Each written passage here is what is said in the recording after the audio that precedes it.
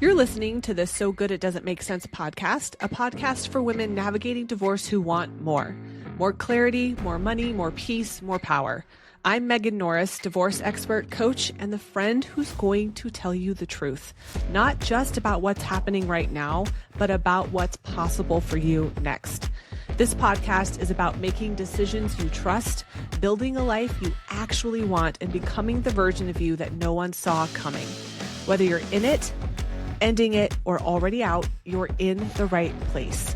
You're about to become the CEO of your life and create one so good it doesn't make sense. Let's get started. Oh, hi. Welcome back to the podcast. Happy Monday for those of you listening on the release date. I'm glad that you're here. Let's talk today about how to go into a mediation, a negotiation, a court proceeding, or any conversation in your whole entire life. Anytime you're going into a conversation and you want a certain outcome, these tips are going to help you.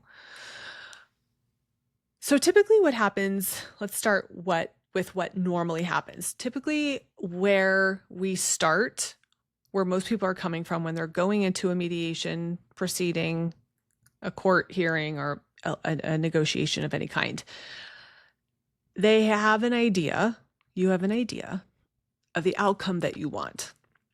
And you think that your job is to show up and get that outcome. And that's right where we get muddled. We get mixed up. We think that it's our job to go in and control what happens and to guess and to anticipate what our ex is going to do, or our co-parent, or, if you're in a negotiation with your child, what your child is going to do. And we start to play this if this, then this game, right? If that, then this. If he does this, then I'll do that. And it really confuses your energy. And it confuses your brain and your nervous system because you start to think that you have some control over things that you simply cannot control. Now, here's the irony of this. I just was like, how do I say this without completely contradicting myself? You do actually have the power, the energetic resources to influence where a negotiation or mediation goes. But you don't have the power to control it and force a certain outcome. Obviously, this isn't news, duh. But the reason it feels like the stakes are so high is because you think that it's your job to get that. And that if you don't get the outcome that you want, or a outcome, if something doesn't get resolved, that you're not going to be okay. We really start to outsource our sovereignty to this proceeding, this conversation. It might just be a text message exchange, right? And I want you to it leaks energy, basically. It's just such an energy drain for you to be trying to decide how you're going to show up based on how you think someone else is going to react and show up. And I don't want you to do that because it's really ineffective, and it's also very unpleasant for you. It's disempowering, and it feels way more vulnerable because it feels like the stakes are so high. So we're going to reorganize this. We're going to think about it in a new way so that you have energetic sovereignty when you're going into these conversations and negotiations. And when you show up that way, you create the best possible atmospheric conditions for things to fall into place and work out. Okay, so I call this being the CEO of your divorce, the CEO of your energy, the CEO of your side of the street, if you will, is what we're doing here. So your job, let's talk about what you need to do on your side of the street as you prepare for and go into these sessions, meetings. Your job is to decide what it is that you want, what your bottom line is, okay, and how you're going to get there strategically. Like what makes sense strategically for you to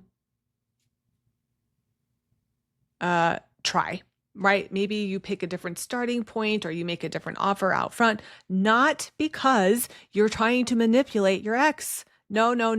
And when I say manipulate, my clients would never use that word because they tend to be very high integrity. They would say, I'm just trying to influence him and get him to understand that makes the most sense, right? But I want to use the word manipulate. It's easier and it's objective. There's no moral judgment in that word. I'm just saying that you are subconsciously trying to control because you believe you're right, and maybe you even are, control the outcome and try to get your ex to agree to something or see something that maybe he's not seeing. That is not your job. And if you haven't noticed, it's not really working for you. You have a lot of evidence that is a dead end road. It's a dead end street. It's not effective. And it's really exhausting and draining for you because you put all this energy and hope into maybe getting a different outcome, and you leak all of this energy out, and then it doesn't work. And then you're disappointed and exhausted and devastated again. This is the pattern. I'm sure it was present in your marriage. It will be present in your divorce unless you figure out a new way, which is what I'm going to tell you today. Because how we do marriage is how we do divorce, is how we do co-parenting, is how we do the rest of our life, unless we decide we're going to upgrade our patterns, our dynamics, our ways of being, and divorce what's no longer working.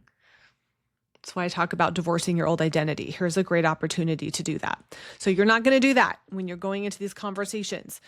You're going to decide ahead of time, okay, my only job here is to decide what I'm willing and not willing to do, willing to agree to and not willing to agree to, and to be open to receiving new data as it comes in. And I trust myself fully to make an informed decision in the moment, even if that decision is, I'm going to need a minute to think about this. I can't decide right now, but I trust myself in the moment with the new data to make an informed decision based on who I am, who I want to be, and the outcome that I want to get. Anything that happens after that is none of your business. You cannot possibly know in this moment how the universe, how things are being orchestrated to fall into place for you. You may not know for 5 years. Maybe you'll never know. I don't know. But I do believe that because I've seen it so many times where something didn't work out. It felt devastating. We had to process that. And then lo and behold, something new is discovered or something happens. And we can see, okay, I can really make sense of that thing not working out before. So it's not your job to be in charge of the world. You're not carrying the weight of the world on your shoulders. You are not responsible for convincing anybody to agree to anything. Your only job is to show up advocating for what you want, and what everyone else chooses to do with that, including the professionals, is not your job. It's not your job to control that. I've used this same coaching in a therapy setting, right? It's not your job to control how your child or your ex perceives any of this in a therapy setting. Your job is to show up in alignment with who you are and to advocate for what you want, and then drop the rope. Stop tugging. You're not in. If you drop the rope, there's no game of tug of war. If you don't fight, there's no fight. You and your ex can be disagreeing on something and still not be in a fight over it. Fighting requires two people in fight energy. And if your energy is grounded and anchored in, I know what I want and I know what I'm not willing to agree to, and I'm here to collect data And whatever you all decide to do with this is out of my control. It's none of my business. And now, because you have gotten very clear about what your job is and what your job is not, your frequency, your energy going into the proceeding is going to be much higher and not dependent on how anyone else shows up. And you know that you're going to be okay no matter what, because you can trust that it's this or something better. Do you know how powerful that makes you in a negotiation? When you're not attached to any one outcome in that moment, it makes you the most powerful person in the room. And if we're talking in terms of quantum energy and quantum physics and the power of our frequency, the measurable frequency that we vibrate at, depending on our emotional state, the higher the frequency, doesn't have to be bliss, but the higher the frequency, the more powerful you are. Hang on, I'm going to cough.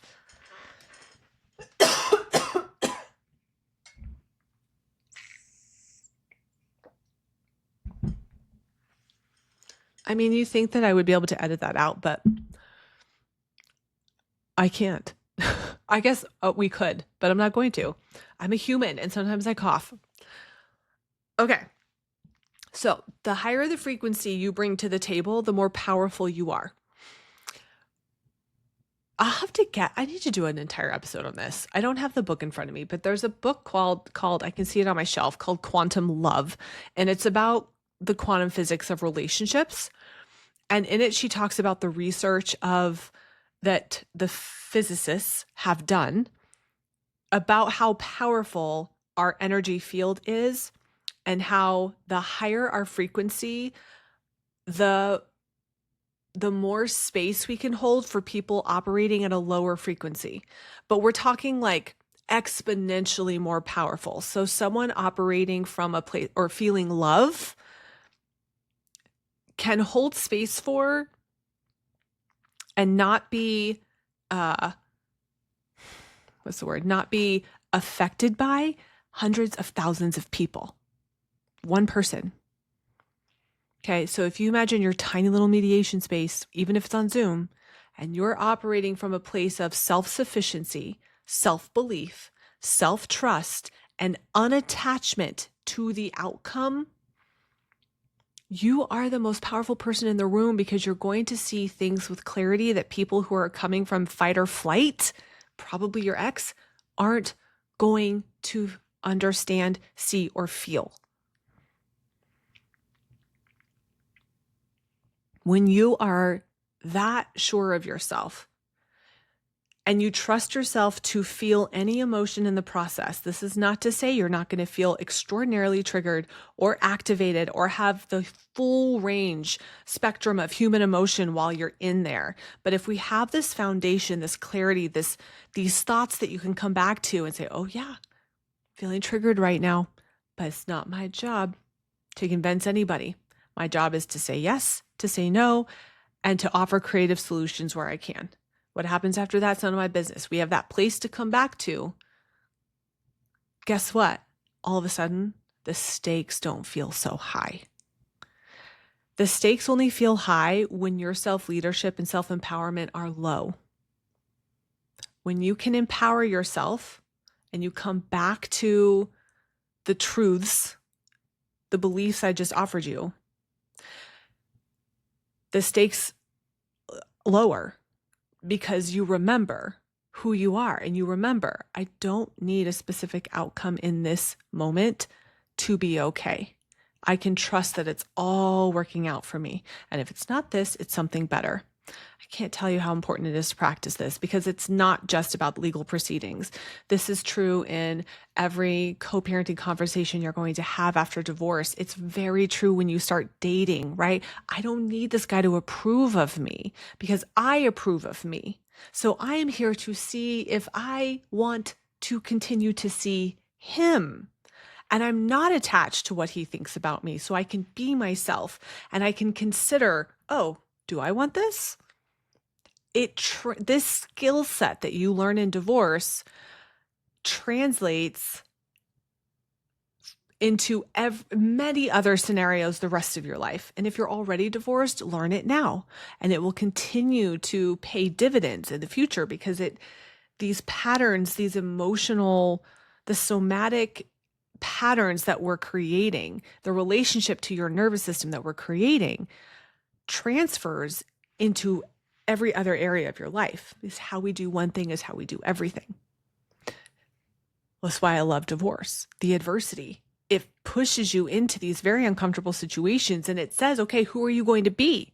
And you hardwire things in like this during this kind of adversity. They have a tendency to stick.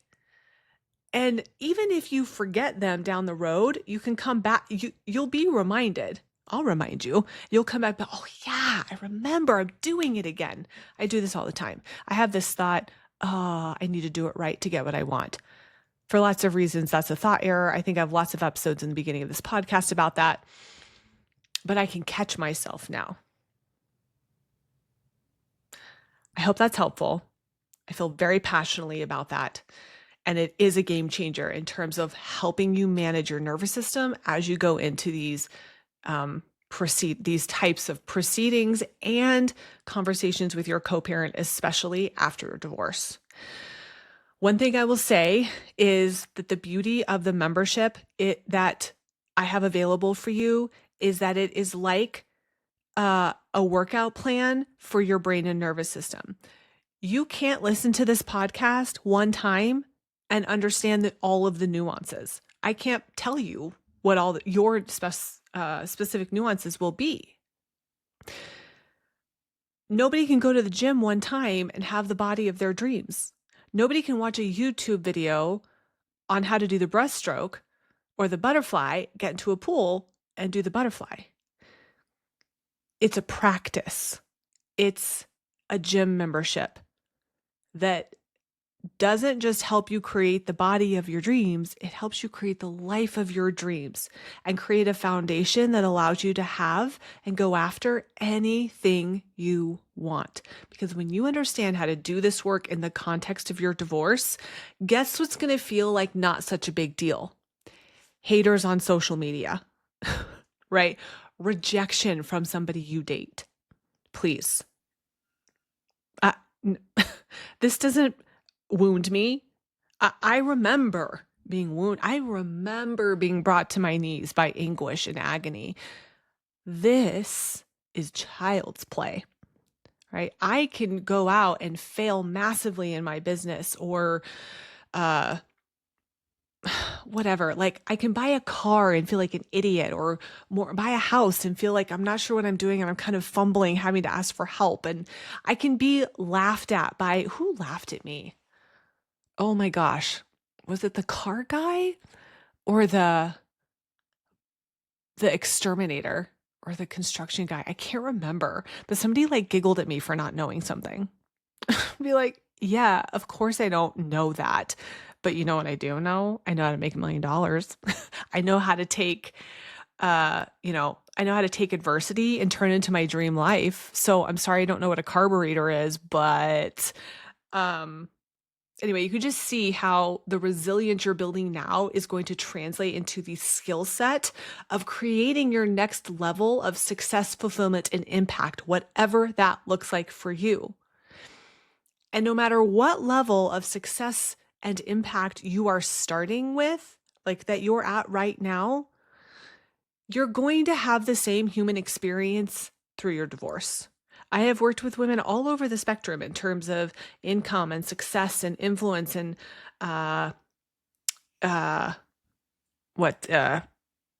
like public facing lives.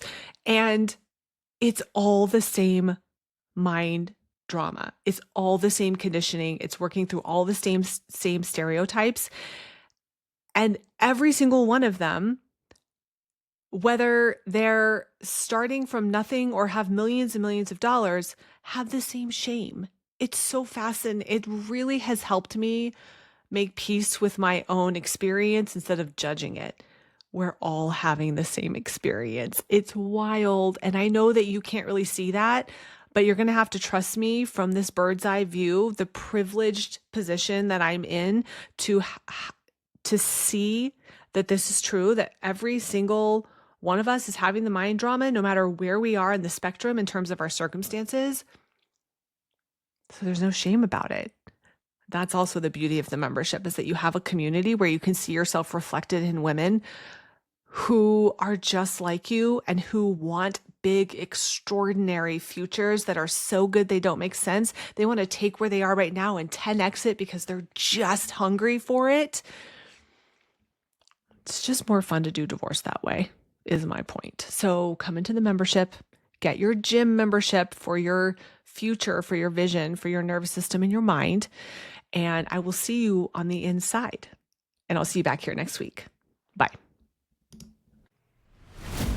Thanks for listening to the So Good It Doesn't Make Sense podcast. If today's episode resonated, please take a minute and leave a review. It helps women find this work and change their lives and divorces too. For more support, be sure you follow me on Instagram at Megan Norris Coaching. That's where I share real-time strategy, perspective, and what it actually looks like day to day. And when you're ready to go deeper, join the Divorce Academy, my monthly membership for women navigating divorce with clarity, power, and community. I'll see you next week. This podcast is for informational purposes only and is not a substitute for legal, financial, or mental health advice. Please consult with licensed professionals as needed.